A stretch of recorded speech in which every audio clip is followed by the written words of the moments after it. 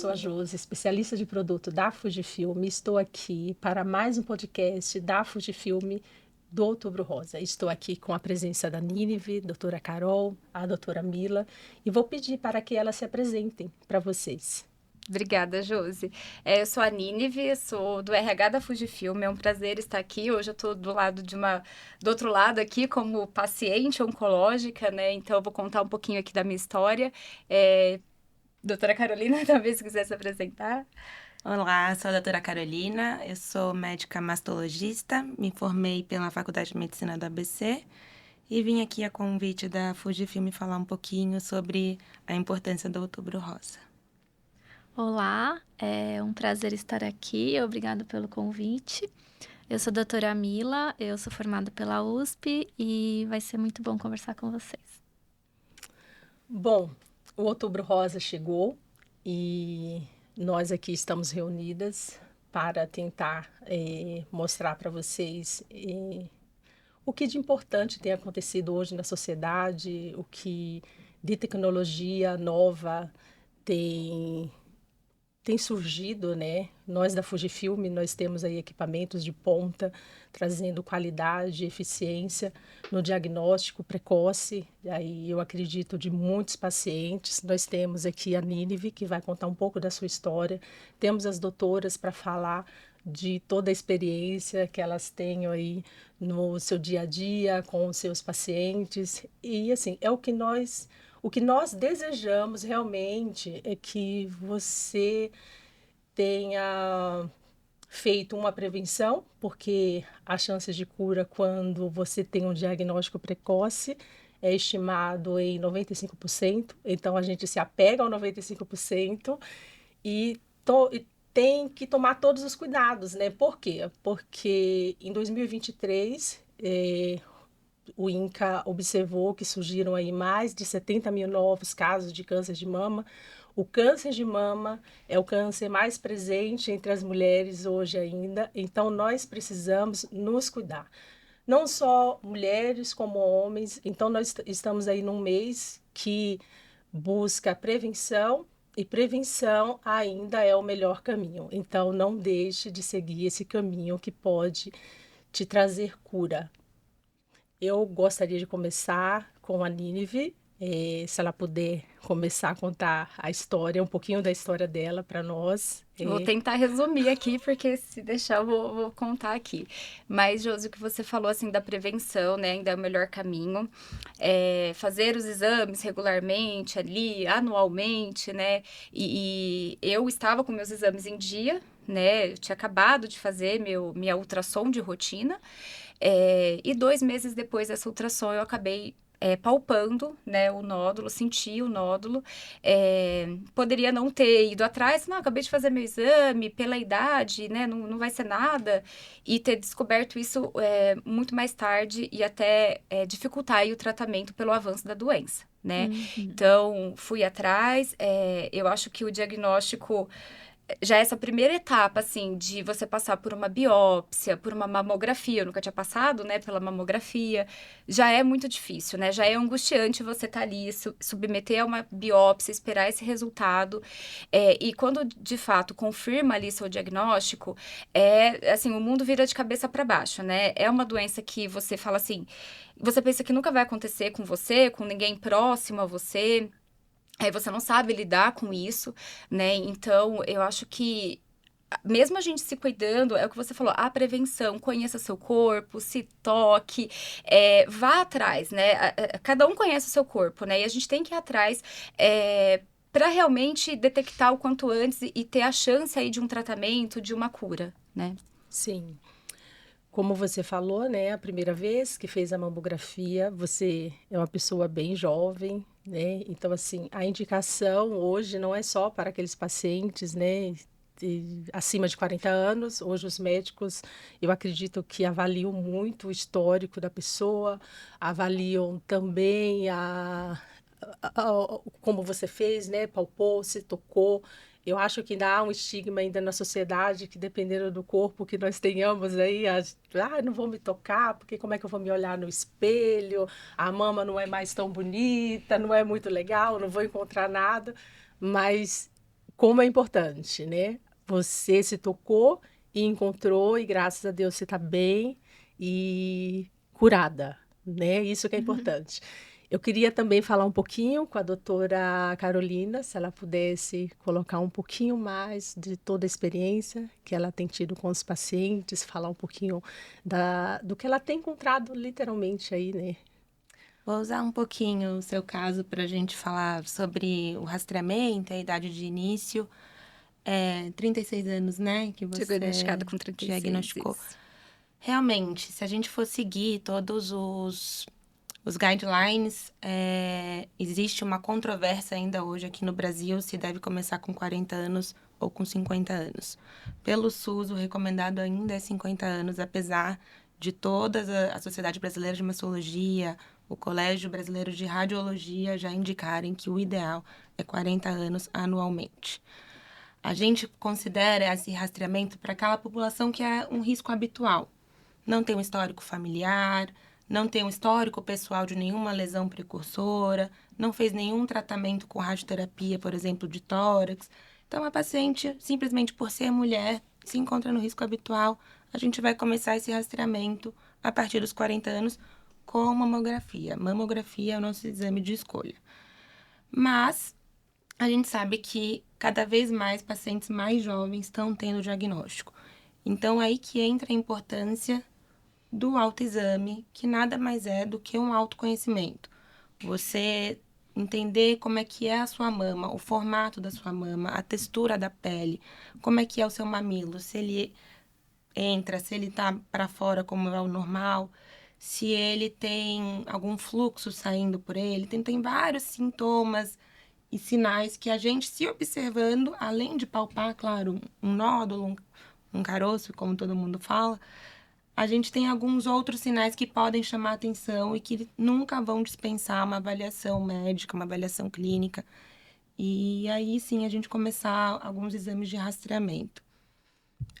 Quando a gente já sabe que essa paciente tem um alto risco familiar, ou ela mesma já fez uma biópsia por ter encontrado alguma alteração em algum exame de alguma lesão precursora, a gente começa esse rastreamento antes mesmo. Mamografia, geralmente não antes de 30 anos, e ressonância não antes dos 25. E aí a gente vai fazendo um acompanhamento a depender, individualizando cada paciente, e a necessidade, conforme for, se precisa de algum exame complementar ou não, e também aproveitar e já avaliar a família dessa paciente, já complementar com o histórico todo familiar. Então, a importância, acho que vem aí do Outubro Rosa, é bem a gente conseguir conscientizar, principalmente para as pacientes se conhecerem, não deixarem de fazer os exames que são recomendados e não deixarem de passar em consulta, em avaliação com ginecologista, com mastologista, mas tem que ter um acompanhamento de um profissional especializado também para ajudar. Obrigada, doutora. Agora eu gostaria de ouvir da doutora Mila, se gostaria, né, de colocar ali mais alguma informação da sua experiência, falar um pouco do que a tecnologia tem trazido também de bom, né, ali para que vocês possam ter esse diagnóstico mais rápido, um diagnóstico precoce, um diagnóstico preciso. Se a doutora pudesse também colocar, eu agradeço. Obrigada. Então, como a Carolina falou, a recomendação padrão, né? Então, da realização dos exames é essa mesmo, mas indo um pouco aí com o caso em questão, né, que a gente está discutindo, até é interessante contar isso, né, para o público, que o ano passado saiu um estudo recomendando que todas as mulheres, todas, tivessem seu risco pessoal avaliado aos 25 anos, né? Um estudo grande, populacional, porque muitas vezes existem fatores de risco que não são tradicionalmente falados, né? Então, hoje em dia a gente sabe que só por ser da raça negra o risco já é aumentado, né? Então, isso a gente não fala normalmente. Tem algumas etnias também e famílias, né, de judeus que têm maior risco. Ou mesmo, às vezes, a paciente acha que tem alguns cânceres na família que não são de mama, que isso não tem impacto. Então, assim, ter uma avaliação de especialista idealmente de um mastologista, mas ou mesmo de um ginecologista aos 25 anos, com esse foco em avaliar o seu risco habitual, já te direciona justamente para saber se você vai cair no rastreamento habitual. Então, se todas as meninas de 25 anos, olha, eu vim para ver como está a minha saúde, né, e a médica propusesse, né, vamos avaliar o seu risco habitual. Ela já poderia saber, não, eu tô tudo bem, nesse momento não tenho risco, então, se eu não sentir nada de diferente, eu vou fazer uma mamografia aos 40 anos. Não, de repente ali foi encontrado que para aquela paciente ela teria que começar a fazer uma ressonância antes, ou mesmo uma mamografia antes. Então, acho que isso é uma coisa legal que a gente não fala muito, que é uma coisa nova, assim, bem de especialista, né? Mas acho que até é uma questão que a gente poderia divulgar mais para os ginecologistas em geral, assim, que a maioria das mulheres vai mais ao ginecologista, né? Então, acho que isso é uma coisa interessante. E aí, falando sobre a importância, né, do Outubro Rosa, que é indiscutível, acho que uma coisa que tem mudado bastante também nesse cenário, além de, nos últimos 20 anos, né, que se fala mais do Outubro Rosa. Então, acho que as pacientes, algumas, né, acabam fazendo mais exames e se conhecendo mais. Uma outra questão também que a gente tem visto é, na população brasileira, o diagnóstico uma porcentagem mais significativa em pacientes jovens, né? Então, eu sou lá do ICESP, a gente tem um estudo lá de uma colega que mostrou que a porcentagem de pacientes com diagnóstico abaixo dos 50 anos é 40% no nosso serviço, né? Nossa. Que é muito alto, é muito acima da média, assim, né? Então, talvez no nosso estilo de vida, na nossa população do Brasil, a gente tenha realmente um risco maior, o que até nos estimula a seguir aí nesse incentivo do SUS, diminuir a idade de 50 para 40 anos, né? E uma outra questão também, comparando aí nos últimos 20, 30 anos, é a qualidade dos exames de imagem. Então, a gente sabe que é uma mamografia tradicional, antiga, né? No filme, a gente que estudou, né, no SUS, aquele filme preto que a gente já poderia ter uma doença, a gente não conseguia ver.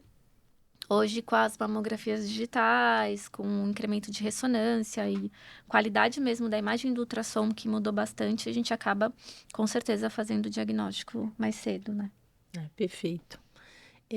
Eu queria voltar novamente aqui para a Nínive, porque ela passou aí por várias etapas.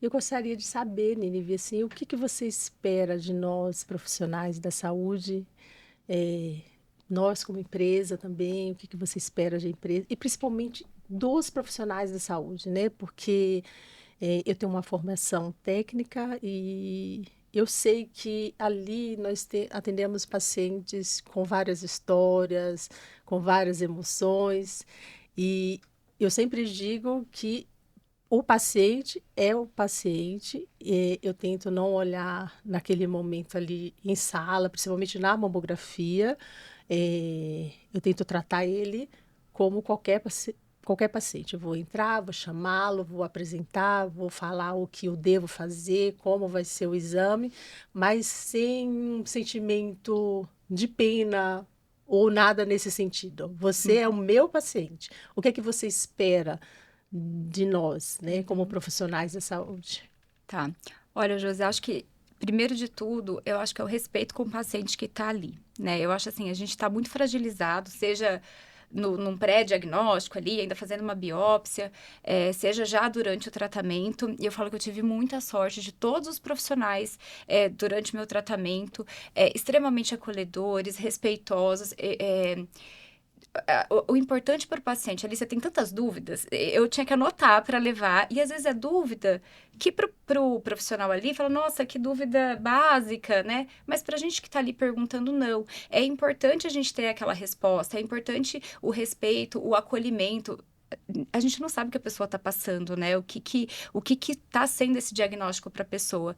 Então, eu acho que assim, eu tive, né, como eu disse aqui, profissionais maravilhosos, uma equipe multidisciplinar atuando ali, então desde oncologistas, mastologistas, toda a equipe de enfermagem, eu falo que são anjos ali, essa equipe, nutricionista, né, maravilhosa, que me acompanhou e me acompanha até hoje, fisioterapeuta, então você precisa dessa base profissional que você confie, né? E que te respeite enquanto paciente, né? O que você falou, você tá ali, você já tá ali sujeito exposto ali, então você espera o mínimo ali, não precisa ter dó, não precisa ter pena, né? E precisa ter empatia, acolhimento e respeito. Eu acho que é isso que a gente espera aí dos profissionais, né? Ai, obrigada, Nive. Imagina. Perfeito. Vou voltar aqui com as doutoras novamente. Eu gostaria, doutora, se a doutora pudesse ali colocar o que esperar das empresas, assim, de modo geral, de tecnologia, o que a doutora gostaria que talvez pudesse, o que as empresas pudessem oferecer, até não só no campo da tecnologia, o que é que nós poderíamos oferecer como um incentivo, né, para que o Outubro Rosa aparecesse não só no Outubro Rosa, mas que os pacientes, as mulheres, os homens se cuidassem durante todo o ano, porque nós vemos histórias de que nós temos até colegas dentro da área da saúde que demoram muito a buscar um tratamento, passar uma consulta, ou eu já ouvi casos de ter paciente que falou que estava com o pedido de exame guardado na gaveta ali há muito tempo, ou de chegar pacientes também para a doutora já com de uma forma que não tem mais o que fazer, né? Assim, com a doença já ali num estágio muito avançado. Eu acredito que essas campanhas, como Outubro Rosa, de promoção à saúde, vão sempre vir de uma forma benéfica. Como empresas, para estímulo, eu acho que a gente tem que partir desde aquele básico, que é estilo de vida. Então, acho que sempre incentivar um estilo de vida mais saudável. A gente tem observado que a incidência de câncer de mama realmente tem aumentado no Brasil e tem aumentado em população mais jovem também. E está muito, às vezes, ligado ao nosso novo estilo de vida. Então, a gente tem um estilo de vida mais sedentário, a gente tem, às vezes, um consumo alcoólico maior, estresse no dia a dia. Então, se a gente conseguir, já na base, diminuir esses fatores de risco, acho que a gente já tem já está um passo enorme. Acredita-se até que você pode reduzir de 30% a 40% o risco para câncer de mama só com um estilo de vida mais adequado. Então, atividades físicas regulares, alimentação rica em fibra, diminuir gorduras saturadas e diminuir consumo de álcool e ter uma saúde mental também bem assistida, né? E a partir daí, claro, não substitui, mesmo você tendo todos os hábitos saudáveis, não substitui o rastreamento. Então, acho que sempre estimular e tirar um pouquinho o estigma de doença, de câncer, e só estimular como uma promoção. Vamos tentar promover a sua saúde, tentar fazer com que você não precise de um tratamento oncológico mais para frente. Então, às vezes, com uma simples mamografia, a gente consegue detectar aquela lesão pré-cancerígena que não e conseguir tratar antes que ela vire um câncer, antes que você precise entrar em toda a luta aí do câncer de mama. Então, acho que é tirar um pouquinho o peso da palavra câncer, que acho que as pacientes têm muito isso que você falou de quem procura acha, né? Então, não vou fazer o exame, porque daí eu não vou encontrar. Mas tirar um pouquinho esse peso e colocar mais como uma promoção à saúde. Tentar estimular uma forma que você consiga ter hábitos saudáveis e fazer o que você precisa para conseguir, se for detectar o mais precoce possível e evitar tratamentos mais invasivos, mais agressivos e toda a carga que vem junto com isso, né? Sim, obrigada. Doutora Mila, pensando no que a doutora Carolina falou, eh, eu vejo que algumas mulheres têm vários mitos, né, ali em relação, ai, que talvez tenha tido câncer por conta que você fez alguma coisa, ou ai, porque você comeu. Então, o que a doutora falaria para mulheres assim que deixam até de fazer exames, até pelo medo, né? Não vou procurar, quem procura acha, então, eu palpei as mamas, fiz o autoexame, eu não tenho nada. Mas às vezes o nódulo é tão pequenininho, a micro é tão pequenininho, você não vai conseguir palpar. Só com o exame que as doutoras vão conseguir enxergar realmente se ali tem um nódulo, se tem já que tem uma microcalcificação. Então, o paciente, eu acredito que muitas vezes, além não vou buscar porque eu não quero encontrar nada, não quero sofrer, não quero ter um câncer, né? Eles evitam até de buscar ali informação, evitam de buscar um médico. Muitas vezes no SUS eles já vão falar, ai, mas vai demorar demais, não vou esperar. Mas às vezes não vão no início, mas quando estão com problema, aí vai demorar do mesmo tempo. E às vezes demora, não dá tempo nem do tratamento.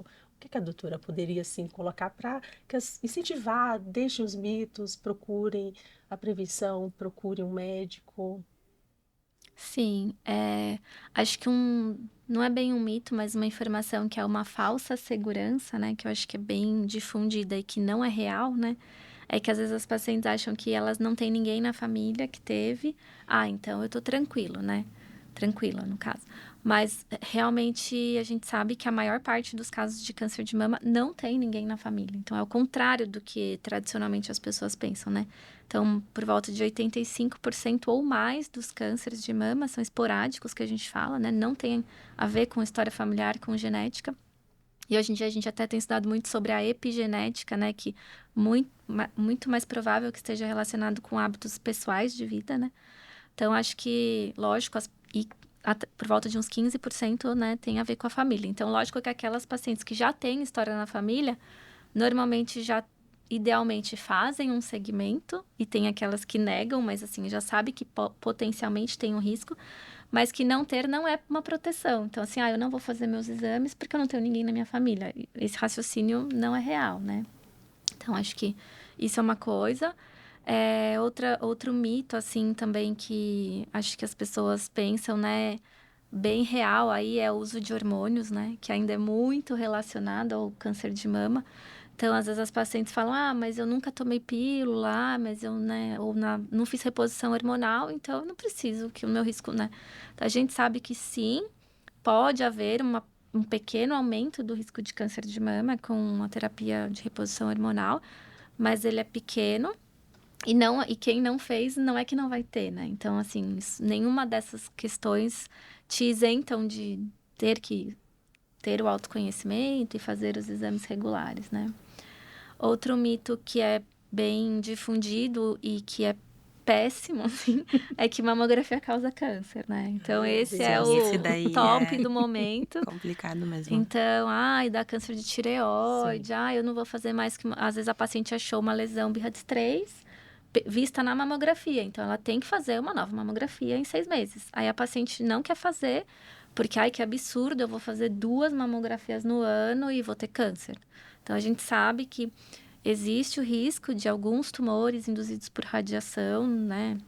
Mas não é a radiação da mamografia, né? São coisas Muito baixa. gigantescas, né? De usinas nucleares, guerra, enfim, outras coisas, né? Então, a mamografia não causa câncer, né? Então, acho que isso é bem importante. Divulgar mesmo, porque as pessoas realmente acreditam, né? Então... Acreditam e geralmente até quando estamos, doutora, ali na sala de mamografia, hoje já é muito comum já observarmos que tem o protetor de tireoide, né? Eles até fazem rosinha, né? Mandam fabricar rosinha, porque eu até falo que aquilo já está na pessoa. Alguns pacientes, eles buscam na internet e veem mesmo que, se eu não colocar o protetor, vai me dar o câncer de tireoide. No ano seguinte, né? Mas é que teve uma fake news disso, né? Uns anos atrás também. Acho que deu uma inflamada, né? Deu. E assim, eles, mesmo desmentido ali, desmentida a fake news, elas continuam acreditando que é real. E eu até falo ali com as colegas, quando eu estou ali no treinamento, eu falo assim, pessoal, vamos fazer o seguinte, como você não quer problemas... Já dá Você quer fazer o exame, ficar tudo tranquilo, o paciente vai entrar em paz, vai sair em paz, todo mundo vai ficar feliz, você vai oferecer o protetor e ainda vai colocar uma proteção, papelzinho, né? Passa um álcool e coloca o protetor de tireoide, porque agora ele é bem pequenininho, né? Então, antigamente era bem grandão, usavam o mesmo do raio-x para mama e quando nós super pesado, né? E super pesado e atrapalhava, doutora. Quando fazíamos ali a imagem, aparecia o chumbo. Aí, outra dose de radiação, outra compressão. Mas às vezes ali o paciente, ali no momento, né, que é o cliente, não entende, olha, isso aqui vai atrapalhar, mas agora vem um bem bonitinho, rosinha. Eu falei, coloquem Ótimo. todos os Ótima forma de pacientes. contornar o mito. Achei muito É, bom. muito Mas a bom. gente tem que, às vezes, usar algumas estratégias. E é aquela Sim. questão de respeito ao paciente. Às vezes o paciente Sim. tá ali, tá com medo. E a gente tem que compreender aquilo, né? Se tem esses artifícios, assim, pra gente Sim. conseguir contornar isso, que ótimo, né? Pelo menos tá ali, tá fazendo o exame, que acho que é o que importa, né? Que legal que Sim, pensaram nisso, a gente né? minimiza tudo aquilo que a paciente já chega com medo. Ai, mas vai doer. Ai, mas eu não suporto isso. Não, e a mamografia é um exame que a maioria das pacientes no consultório não querem fazer, né? Então, assim, mas doutora, esse ano eu preciso fazer mesmo? Porque eu acho que gira em torno, assim, não é confortável, pode achar uma coisa que ela não quer achar. Então, se eu não fizer uma vez, né? Acho que, então, assim, se você puder falar, você não pode fazer, é que Elas todas podem, querem ouvir. Exato. Aí sai uma fake news dessa, tipo, a mamografia faz mal, nossa, então aí Aí que que eu não elas vou não vão fazer fazer mesmo, né? né? Então, Sim. Doutora, pensando nesses mitos que as mulheres colocam, né? E a gente vê ali no dia a dia, o que a doutora falaria ali? Porque nós temos ali alguns grupos, então são mulheres, homens, nós temos os transgêneros, os transexuais. Esses grupos também, eles têm que fazer o exame. E muitas às vezes deles, eles se retraem e não buscam, né, ali um médico para que possam fazer esses exames. O que as doutoras colocariam ali que eles buscassem, que eles tivessem essa atenção com eles mesmos, em relação ao seu corpo, e que a doença ela não vai acontecer somente nas mulheres, ela acontece independente ali desses grupos. O que as doutoras poderiam colocar? Para homens, a gente realmente não tem uma indicação de um rastreamento. Sim. Sempre que a gente fala de rastreamento, a gente está pensando em pacientes que estão assintomáticas, não sentem nada e estão buscando alguma coisa que apareceria só no exame. Então, para homens, como é uma grande minoria também dos cânceres de mama, 1%, a gente é mais pelo autoexame. Sim. Ou aqueles pacientes que sabidamente já sabem que tem alguma mutação genética que aumenta em muito o câncer de mama em homens. Aí eles podem ter um acompanhamento clínico um pouquinho mais próximo. Mas a mamografia fica mais para a parte de diagnóstico e segmento de tratamento. Para mulheres, mesmo que sejam transgêneros, se você tem a mama, o segmento é igual, é o mesmo. A partir de 40 anos anualmente. Quando fazem a mastectomia masculinizadora a quantidade de tecido que sobrou nessa mastectomia, você pode, se for pequena, você pode se isentar desses exames. Aí entraria mais como um rastreio para os homens, que não é bem um rastreio, mas deixar para quando tiver algum sintoma clínico para você procurar uma assistência e um profissional da área. Mas, no geral, se você tem mama, se você nasceu como uma mulher, o rastreamento é o mesmo. Ai, perfeito. 40 anos anualmente. Ai. Com mamografia. Mamografia, tem que ser. Não dá para fugir. Não dá para fugir, Não né, dá pra doutora? fugir. Eu queria voltar para Nínive e pedir que ela... Eu não sei ali quais foram todos os exames que ela precisou fazer, mas assim, se pudesse destacar assim, não sei se você vai conseguir lembrar de todos. Consigo. Desde- De cabo a rabo. Tudo que eu fiz, inesquecível. Então vamos lá. Bom, como eu disse até no comecinho, eu tinha feito um ultrassom de rotina, né? Em agosto do ano passado, né? Que meus exames anuais, e não tinha nada até o momento ali, né? E não tinha feito a mamografia nesse exame por conta da idade, né? Então não era indicativo de fazer uma mamografia naquele momento. E aí, acabei fazendo meus exames anuais. 2 meses depois, então, toquei ali esse nódulo. E aí, a gente começou, então, a investigar, né? E aí, o primeiro exame que eu fiz para ver esse nódulo foi um ultrassom. Nesse ultrassom, a gente já conseguiu ver algumas calcificações, né? Já esse nódulo característico. E aí, sim, eu tive que fazer, foi indicativo, então, de fazer a mamografia, né? E aí, pela mamografia, que constava um nódulo ali, mas aí precisava investigar, que aí eu fui para biópsia, e eu falo que aí começa todo o rastreamento da doença, né? Eu tinha que fazer o estadiamento da doença para ver se ela estava localizada, se já tinha dado uma metástase, se tinha linfonodo comprometido, fazer várias ressonâncias, aí vai para ressonância de mama, de crânio, né? Meu subtipo foi um triplo negativo, um subtipo agressivo, que precisa desse estadiamento, né? Bem completo. Vários exames também de sangue, né? Não só de exame de imagens, mas aí a gente começa todo esse estadiamento. E assim, eu falo que assim, desde o começo, assim, o que eu tive na cabeça, assim, gente, parece que quando você recebe esse diagnóstico, você entra num túnel escuro, assim, completamente escuro. Você não sabe o que você vai encontrar, né? E aí, só que você tem que entrar. Né? E você tá com medo, mas você tem que ir com medo mesmo. E aí você tropeça, você cai, você levanta, você continua. E às vezes, por vezes, você fala, gente, cadê a luz desse túnel, né? E conforme você vai andando, conforme você vai fazendo ali, é um tratamento agressivo, invasivo, né? A quimioterapia. O meu nódulo, ele já era sugestivo de começar com a quimioterapia neoadjuvante. Então, eu comecei com a quimioterapia. Depois eu fui para a cirurgia, né, para poder tirar ali aquele tecido, e depois também a radioterapia. Então, conforme você vai caminhando nesse túnel, lá na frente você, tem uma pontinha de luz ali, e aí você fala, é ali que eu preciso ir, é ali que eu preciso focar, existe a luz no fim do túnel, eu preciso alcançar essa luz. E não é fácil, né, a gente tem uma base toda ali, tanto familiar quanto os profissionais que eu citei. Até aqui, abrindo um parênteses, eu preciso agradecer algumas pessoas, nem posso falar nome, porque senão vou ser injusta se eu esquecer de alguma pessoa, mas assim, tem pessoas que da família ali que foram essenciais ali, você precisa dessa base. Falo que meu marido corria atrás de exame, marcava consulta, encaixe. A minha filha, né, eu tenho uma filha de 6 anos e claro que a primeira coisa do diagnóstico fala, meu Deus, minha filha, né?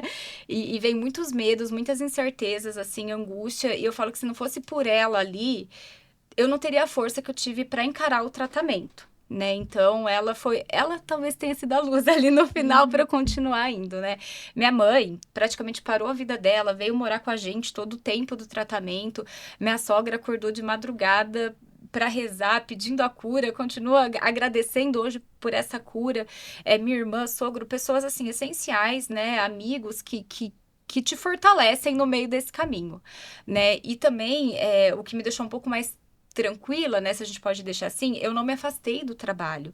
E isso para minha saúde mental foi essencial, né? Só que eu não estava presente 100% do tempo no trabalho, né? Principalmente durante as químios, que é um período mais difícil. Eu tive apoio, assim, da minha equipe do RH, né?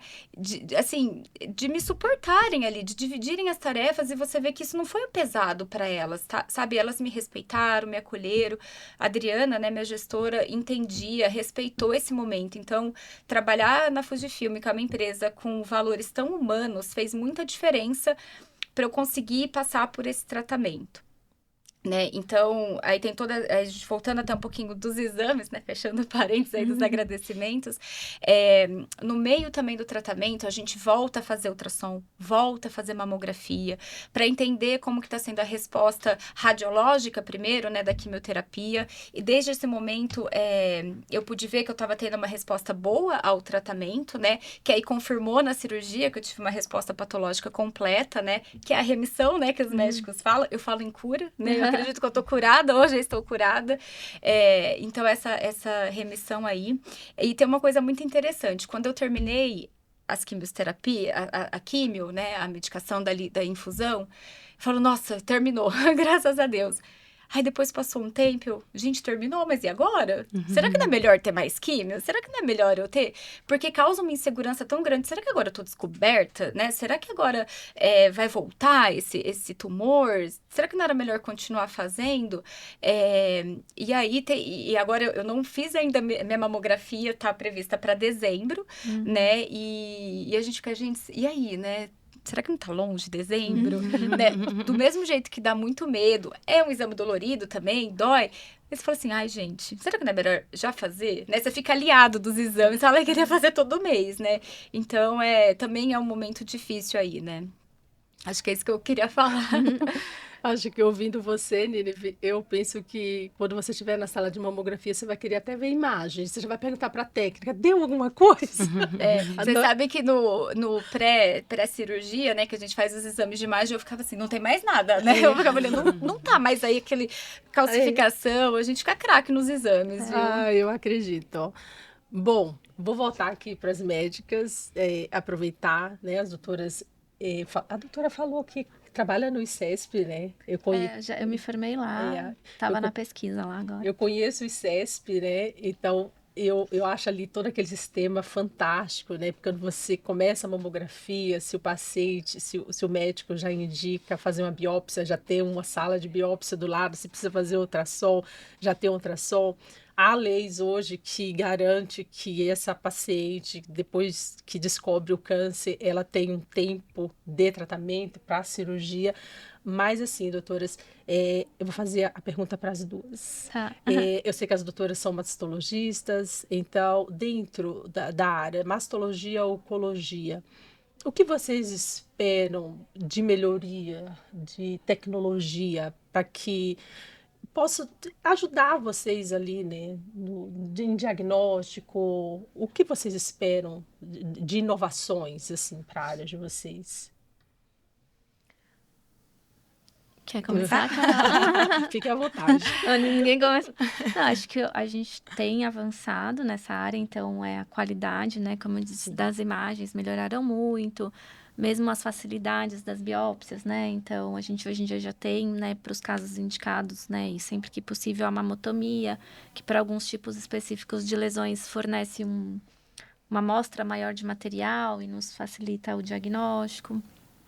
A gente sabe que agora, você deve saber mais que eu, da questão do uso da inteligência artificial agora para as imagens, acho que eu acredito que vai ajudar muito, não acredito que vai substituir o médico, mas acho que vai ser um laudo, né, uma análise conjunta que eu acredito que vai antecipar, talvez, diagnósticos, porque às vezes a gente pega aquelas pacientes com mama densa, que fez uma mamografia num ano estava normal e no outro ano tem uma coisa pequenininha, mas aí quando você vai olhar lá, já mas tinha uma coisinha que não deu para ver, né? Então, acho que isso com a inteligência artificial e com novos softwares aí, talvez nos ajude, assim, bastante. E uma outra coisa que tem sido estudada também é o uso a pesquisa de células circulantes, né? Células tumorais circulantes em exames de sangue. Então, a gente sabe que para as pacientes metastáticas isso já tem a aplicação, assim, né? No Brasil ainda não se tem muito isso, mas fora do Brasil a gente consegue monitorar com uma coleta de sangue se a paciente já tem células tumorais e como ela respondeu à químio na doença avançada, se sumiram as células circulantes, né? E tem perspectivas disso para o diagnóstico também, né? Assim, a pacientes normais... Biópsia líquida. Biópsia líquida. Então, aí tem toda uma discussão Eles acreditam que disso, você pode começar a ver as células circulantes antes de aparecer a qualquer lesão. alteração clínica ou radiológica. Que interessante. E tem várias discussões, né? Porque daí, assim, até que ponto você saber que tem a célula ali, você vai fazer um tratamento. Porque daí pode ser que a pessoa nunca venha a ter um câncer realmente. Ou é tudo isso, assim, a pessoa vai ficar super preocupada e ela ainda nem tem o câncer. Mas tem bastante estudo já nessa área, que acho que é uma perspectiva, né? Futura, assim. Não sei se tem mais alguma coisa. Eu acho que cada vez mais a gente tem caminhado para um tratamento mais individualizado. E isso entra muito a parte de genética. Então, a gente consegue já fazer o rastreio de algumas mutações genéticas que a gente já conhece, mas além disso, a gente também tem muito o aprimoramento da genética tumoral. Então, a gente analisando a forma que aquele tumor se comporta, a gente consegue direcionar tratamentos que a gente chama de terapia-alvo ou imunoterapia. Então, tratamentos que vão para aquele tipo específico tumoral, tendo uma resposta, às vezes, melhor e colocando a paciente, às vezes, em menos situações como uma quimioterapia mais pesada, alguma coisa que possa trazer mais efeitos adversos ou ou às vezes nem vai trazer tanto benefício, então a gente está conseguindo guiar as terapias, a gente já teve um avanço enorme, hoje a gente já vê Os testes, bastante teste, bastante tratamento. Eu olhei para ela quando eu falei imunoterapia, porque a gente estava conversando sobre imunoterapia, que bom, conseguiu fazer parte desse tratamento. Então, eu sinto que cada vez mais o futuro é esse, é a gente precisar de menos intervenção, a gente conseguir individualizar o tratamento para cada indivíduo e para cada tipo de tumor. Então, a gente sabe que pacientes mutadas vão se beneficiar de um tratamento específico. A gente sabe que pacientes que têm esse tipo tumoral vão se beneficiar de outros. E então a gente vai conseguindo, né, diminuir um pouquinho os malefícios que um tratamento quimioterápico pode trazer. A gente sabe que tem vários efeitos adversos. E além disso, a gente tem conseguido cada vez mais com exames de imagem também diminuir um pouquinho a agressividade do tratamento cirúrgico. Então, tem cada vez sido mais falado sobre tratamentos mais conservadores, menos agressivos e cada vez poupando um pouco mais essa paciente. Então, a gente já vê hoje uma mudança absurda. Antes tirava mama, tirava músculo, tirava tudo. Hoje a gente tem cada vez cirurgias mais conservadoras, cirurgias que usam as técnicas de cirurgia plástica para fazer uma oncoplastia e conseguir resultados estéticos melhores. Como a gente tem cada vez visto mais em congressos e cada vez vindo mais a ideia de talvez às vezes nem precisar abordar a axila, um ultrassom bem feito, dependendo do tipo tumoral, às vezes a gente não precisa fazer aquela pesquisa do linfonodo axilar, então a gente diminui morbidade, diminui chance de linfedema. Então acho que a gente está caminhando para cada vez um tratamento realmente mais individualizado e com isso a gente focar um pouco mais no benefício, diminuindo os possíveis malefícios que o tratamento às vezes pode trazer para a paciente. Com certeza. É um avanço, talvez a gente ter a segurança de poder não fazer alguns tratamentos, né? Então, assim, a gente encara, né, como um avanço saber selecionar as pacientes que a gente pode não operar axila, né? É ótimo.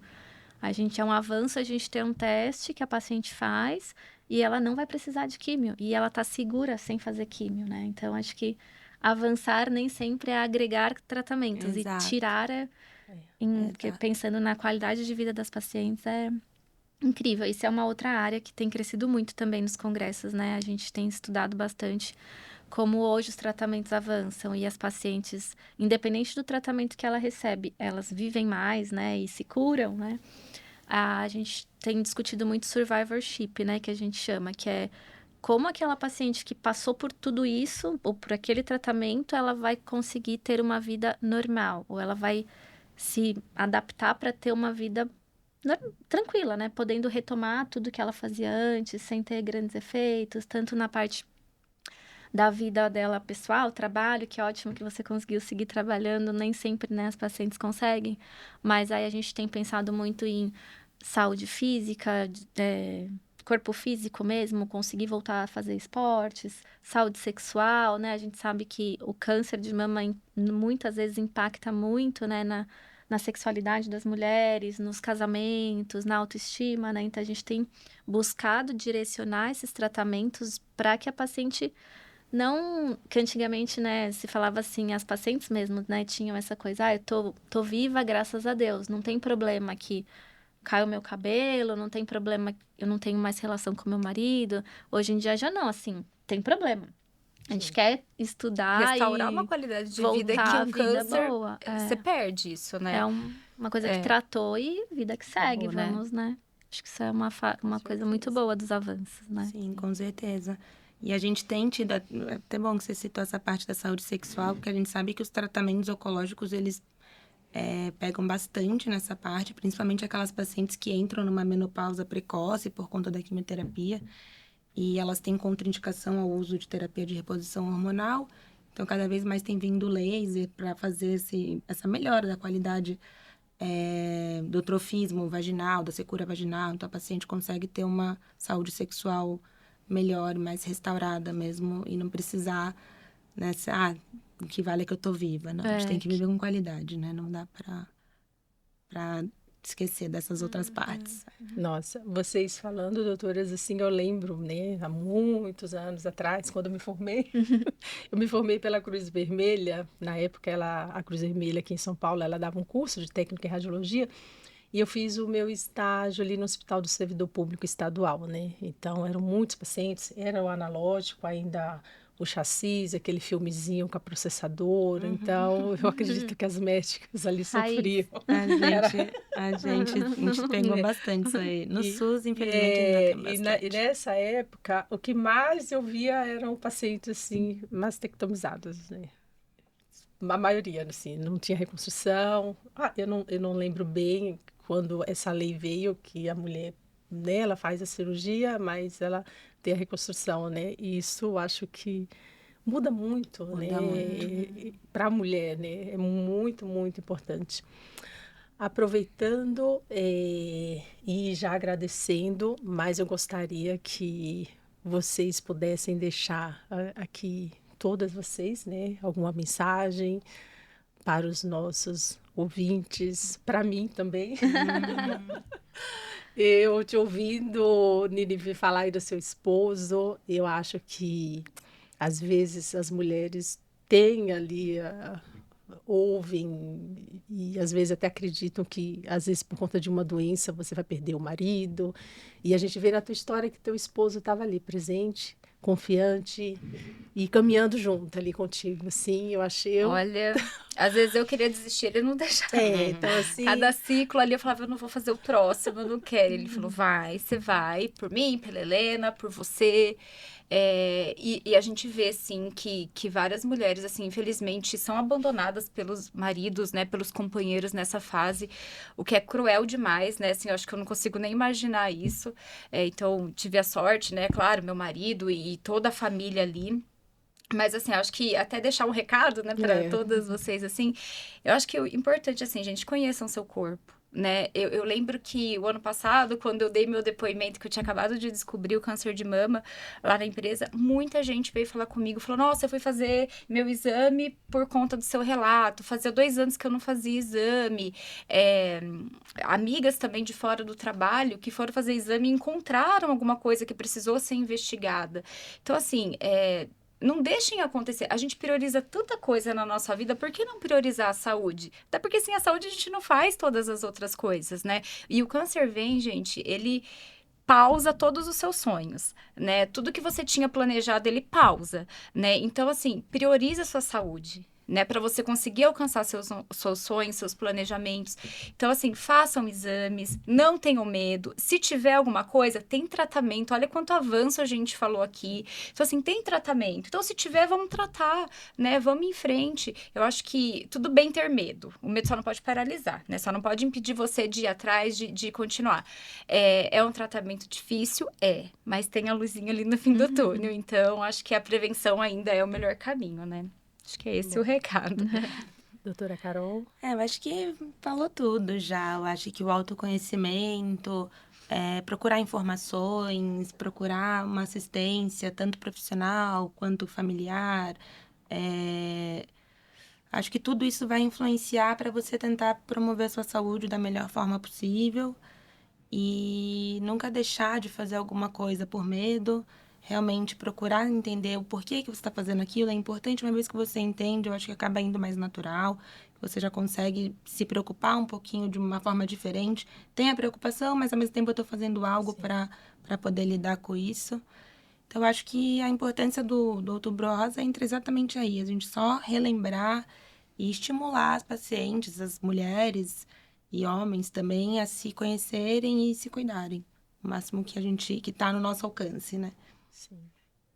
Não sobrou nada para eu falar? Não. Brincadeira.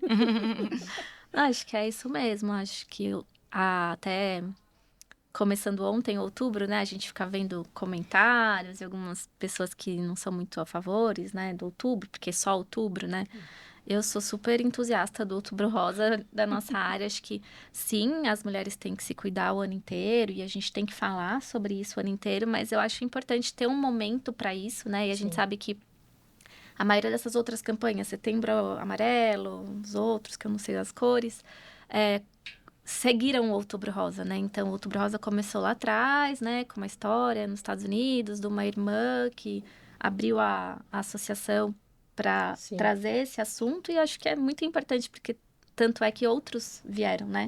Outras conscientizações de outras áreas da saúde, né? Então, acho que façam a mamografia, não tenham medo. E acho que mais do que fazer a mamografia, que a gente fala tanto, que na verdade a mamografia ela pode diagnosticar uma lesão precoce e prevenir, mas quando já é um câncer, já é, né? Acho que o que a gente pode fazer mesmo é as medidas do dia a dia e cuidar da saúde para prevenir, né? Que é o exercício físico, a dieta balanceada, cuidar da saúde mental, são coisas que valem para a nossa saúde inteira, né? Mas também para o câncer de mama, né? Sim. Me parece, eu não tenho certeza, que no Outubro Rosa agora até incluíram também a prevenção do câncer uterino. Eu não tenho muita certeza. Eu acho que começaram a falar um pouco Começaram a mais. falar agora Sim. dentro do Outubro Rosa, né, a prevenção em relação à mamografia, né, para os pacientes fazerem mamografia, e estão tentando também incluir aí a prevenção também do câncer uterino. Mas, enfim, eu sou entusiasta do Outubro Rosa, doutora. Não uso muito rosa, mas sou entusiasta, né, porque estamos dentro da área da saúde e geralmente eu vou a atendimento em clínicas, hospitais e no setor de saúde da mulher, né, na mamografia. Então, temos o lacinho, temos sempre o bombom, alguma coisa rosa tem lá. Eu acho que às vezes até as técnicas estão de rosa. Eu falei, vamos colocar o lacinho rosa ali no jaleco. Bom, eu quero agradecer a Nínive, a doutora Carol, a doutora Mila, agradecer aos ouvintes de tudo que ouvimos aqui. Eu acredito que nós somos a melhor escolha para nós mesmos, né? Então, a prevenção é o melhor caminho, e que, assim como você teve sua família, seus amigos, que possamos ser, né, ali um apoio para alguém, para que essa pessoa, ao invés de sentir medo, tenha coragem, né? Porque eu acho que é isso, que esse apoio fez você ter muita coragem, né? E nós da Fujifilm agradecemos, e na Fujifilm que buscamos é que você tenha saúde, trazendo sempre as melhores tecnologias para você. Obrigada. Obrigada. Agradeço gente. as doutoras também. Obrigada pela Obrigada. participação. Eu agradeço Foi demais aí, ótimo. todas vocês. Obrigada.